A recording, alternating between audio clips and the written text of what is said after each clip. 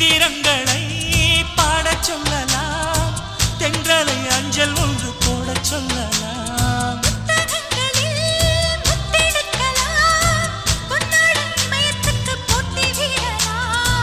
பூமிக்கு பொட்டு வைத்து பார்க்கலாம் பார்க்கலாம், பூவுக்கும் ஆடை தைத்து போடலாமா?